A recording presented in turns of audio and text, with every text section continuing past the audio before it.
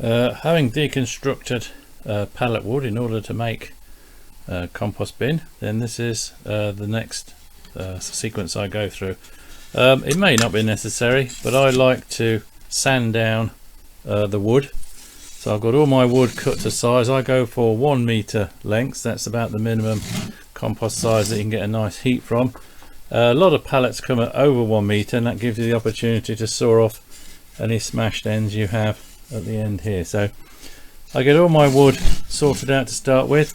I've used the Pallet cross struts,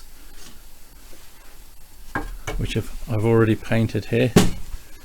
These are the cross struts that the pallet wood goes across here. So I haven't done anything to these other than put a point on. I like to sort of just hammer mine into the ground a bit. You don't have to do that, and it just holds them against the wind. So all of these have been sanded, and you can see there's markings. So I do the width of the slats based on the width of the bits of wood I'm going to use. So these are 10 centimeter spacings because I've got 7 centimeter slats to use. So I'm leaving a 3 centimeter gap. Sorry, there's 7 there, so that's 7 there, and then a 3 centimeter gap. You don't even have to leave a gap, but it uses a lot more slats if you do that. And I use, these are 90 centimeter poles that I'm going to use, and I get 8 slats down that. So, and that's at a 10 centimeter spacing. So if you went to if you didn't have the gaps in, you need more slats. So you got 4 sides, and I'm looking at so that's a 80 side because they're 90 centimeters high. So 8 a side, 4 sides, 32 pieces. So you need 32 pieces of this. That's a lot of pallets. You get about, well, maybe 6 to 10 from one pallet. So you need 4, 5, 6 pallets in order to make one compost bin. So I deconstruct my pallets to make them because I like the way the pallets look, the compost bins look then, and they look nicer. So I've got all my wood here, so that's already cut, and I've also got some slightly bigger ones. I've got these are 9 centimeter pieces of wood, which I use for the front because with a pallet, with the compost bin, you want to be able to get access to it, so I can take off the bigger ones, easy to take off and a bit more robust. So I start off with this. I've been using 2 different sorts of sander. I've been using a detail sander. This is okay. I find that the bottom comes off a bit too easily for this. The paper, because they're universal fit, they separate at the join, so I don't like that. But you've got lots of holes, so that takes away, and it's a bit lighter. I do use a vacuum, so I have a Titan vacuum just to suck it out there. Titan's a very good industrial make, cheap and powerful. I've now moved on to this one, which is a quarter sheet sander. Not as many holes, so the suction's not as good, and the paper's a bit harder to get hold of with the holes already in, so that's a bit of an issue. So I'm using a half sheet cut down to size, which is not really what I had in mind, so I'm going to work on that. Now this one works better in terms of sanding, but it's a lot heavy. It's a bit heavier, it's a bit more powerful, a bit heavier. Sander paper lasts longer, I find, and it does the job. I use 80 grit. You can use anything you like, but you've got to compromise between smoothness and speed of getting off the muck. So this is what I start with, so, and this is what I end up with, which is much smoother. I mean, it's still all smashed up where it's taken apart, but that's not really going to matter. And then I paint them with eco stuff. There it is. Let me just get the eco stuff out. I use this Tiger kit. I've no idea whether it's any good because I haven't had a compost bin long enough to actually find out, but that's what I use. I do have an alternative, which is the very powerful proper woodworking industrial strength stuff, which I will use on occasion if I was really keen, but I use this total wood preserver. It's not always easy to get hold of and pretty toxic, possibly not recommended for for the eco person. I tend to use the eco stuff if I can. So that's pretty much water. To be honest, I don't think it's much of a preserver. I think it just makes the wood taste bad in a sense to all the rotting agents rather than do a preserver. I then paint them all. I like this colour. I'm not particularly going for a preserving paint. This is just a cheap fence paint. I use whatever this is. More Ronseal, not that particularly bothered about that, but I use Fence Life Plus really, and I use that because you can put it on if it's a bit wet, so it sticks to damp wood, and as pallet wood is often damp, I find that useful. I think it's more of a surface coating rather than anything else, and I think you can actually spray it. I don't have a sprayer because they're expensive. Paintbrushes is a lot cheaper. I like this colour, sage green. You can have any colour you like, but that's what I do. So all of my wood that I'm going to use today is already painted, all 24/7 centimetre slats, and then as a 6 9 centimetre slats. Yeah, I forgot what size they were then. And then that all goes together. You might choose to put these together in a different way, but I've got a bit of a limited space really. I don't have a lot of space indoors. You can do it outdoors a lot easier, but I haven't got a bench that's high enough. I like to work at quite a high height for me back. So what I do is to get the two poles that are going to go hold everything upright, get the markings in the right place so I can see both of them, and then I put one at the top, one of the slats at the top, so it's 1 metre, and then another slat at the bottom. And then in order to get it square, I haven't got any fancy ways of getting it square, I just put one screw in that corner, not that one, I've already done this, but put one in there. I then put one in that corner there, one at the bottom corner here, and then another one at this corner here, and then I just measure the distance from one corner to the next. So I can try and do that. So I'll try and do that with one hand. Do that across. Cross, come on, you can do it. You can B&Q it. Come on. There we go. And then all the way across. So this is 100 and whatever it is, 26 point something. Then I measure it the other diagonal, and then because I've only put it in, when I did it, I'd only put it in at the corners, it will actually it will move. You can change it, because if the diagonals are different, you've got a trapezoid rather than a rectangle.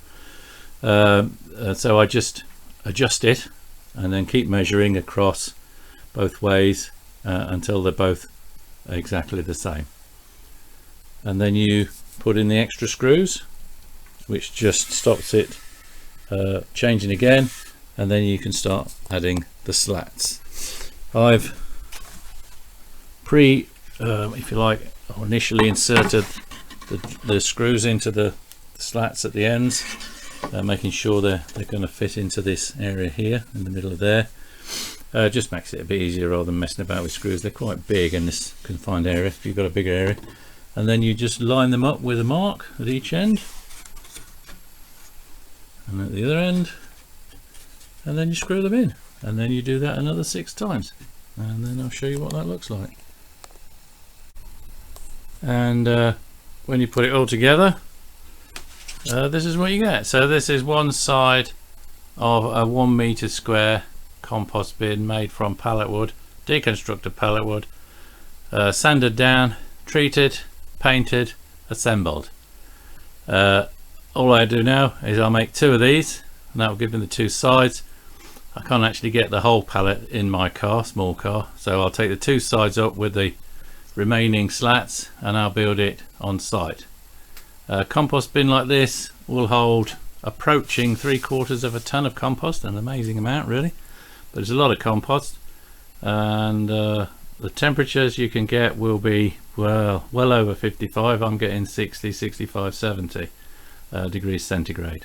Obviously you need to use all the appropriate safety gear, so I've got my gloves, I've got my glasses for protection. I'm wearing protective clothing, and at the bottom of my naked legs I've got leather shoes. I mean, it's not building shoes, but there we go.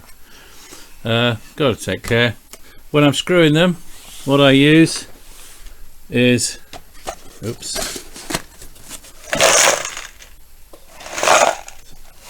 I use 3.5 times 40 millimeters. You could probably get away with 30 millimeter length, but I like to make sure they stay stuck together, and I use the 3.5. You could use 3, but I always have a PZ 2-bit, and 3s don't come with a PZ 2-bit, so buy a big box. Well, I've transported everything to the allotment, and now it's time to assemble the compost bin. This is where it's tricky when there's only one of you, but we'll just lean things and screw things and then adjust things, and until we get it sorted out. So I'm going to start off with the big thick ones, and these 9-inch ones are slightly thicker than the thin ones, so I'm actually going to use 3.5 times 50 millimeter screws, just to make sure it all sticks together. So I'm going to put one screw in each corner, 2 pieces on each side, and that will enable me to get the diagonal sorted out, and then I can screw it so it's roughly the right setup. And then I'll put the rest of the slats in, all here ready to go, rest of the slats, so hopefully won't take too long.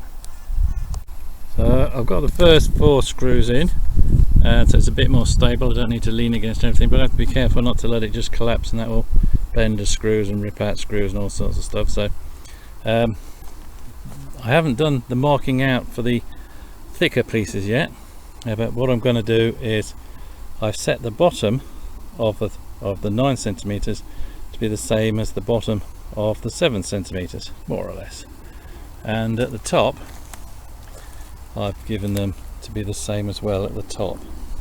So I'll then work out, I'll measure the gap in here, and then I'll fit the other 4 pieces, which will be equidistant. When I do the other side, which at the moment is on the floor, I'll just match it up with the existing slats, and that will be fine. I don't need to make any markings. I haven't overlapped the slats, just to make it pretty, because I'd lose the thickness of the wood in terms of the volume of the compost bin, and I want more compost bin, so I don't really mind about this little step edge that occurs here. If I'm really bothered, I could just put a strip in, but I can't imagine it. Okay, so now we'll turn it over very carefully and put the other side on to make it a bit more stable. One part of it's worked out fine. The diagonals at the top, so across here and from there to there, those are exactly the same. So this is now, I wouldn't say a perfect square, but a pretty good square. Sadly, the side, this diagonal from top left to bottom right is about 4 centimeters longer than from bottom left to top right. So I'm going to have to adjust that. So this diagonal is too long, so if I push it that way it will get shorter, and so by a process of trial and error I'll just push it slightly, see if I can get it to go a little bit. There we go, that should do. What I'll do now is measure it again and see what's happened. I've done this aligning before, so that little push that I gave actually works. So now these 2 diagonals, top left, bottom right, bottom left, top right, are now exactly the same, and the diagonals across here are also the same, so it's square pretty much on every angle. So what I'll do now is just screw the remaining screws in. That will fix it at these positions, and then I'll add the other slats. So there we are. Now I've got all 8 of the thin slats on. That's actually the back it's going to be now, because I built the 2 sides and the big thick planks will be at the front. Pretty straightforward. Only takes a few minutes once you get everything sorted out, and all we have to do now, turn it over and put the remaining 4 planks in there. Have to work out the spacing as well. So what I've got to work out is the spacing of the 4 pieces that are going to go in here. Now this distance from the bottom of that one, the bottom of the top one to the top of the bottom one, that's 58 centimeters. So from that I'm going to subtract the width of 4 of these. So these are 9.8 centimeters. So I've got my mathematics here. I don't know whether you're able to see that. I can barely see it myself, but maybe you can.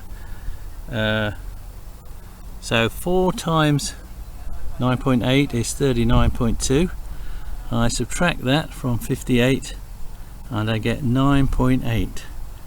Well, I'm not going to bother about that. That's effectively 10 centimeters, and I need 5 gaps. Was it 6 gaps? So I've got 4 pieces. 1, yeah, so 5 gaps, 4 pieces and 5 gaps. So I'll divide 10 by 5 and I get 2 centimeter gaps. So what I need to do now is to measure effectively 9.8 plus 2 downwards along here at intervals of 9.8 plus 2, that's 11.8 ish, 11.7, something like that. So intervals of 11.7, and that should do it, and then down the other side as well, and we'll find out if that was right.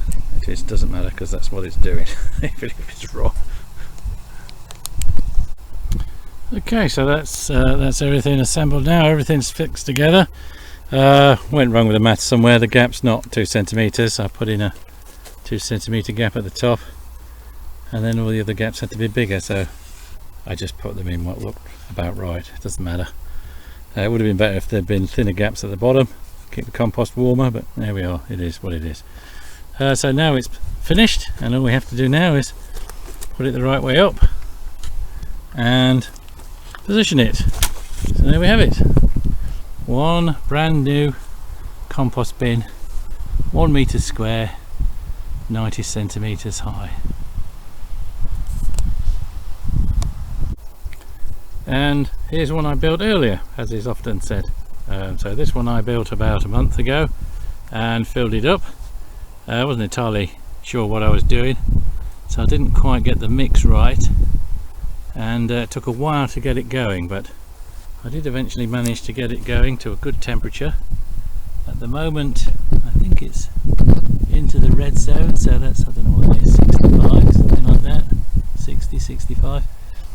I did have it higher, it was much higher, it was over 70, but it's used up all the goody compostable stuff, and it's now slowing down, which is one of the reasons for building a second one, which I'm going to put next to it, and then I might give this one a few more days just to do what it can do, and then I'm going to turn it into the second one. Turn the top half of the compost heap that I've actually got more or less sorted.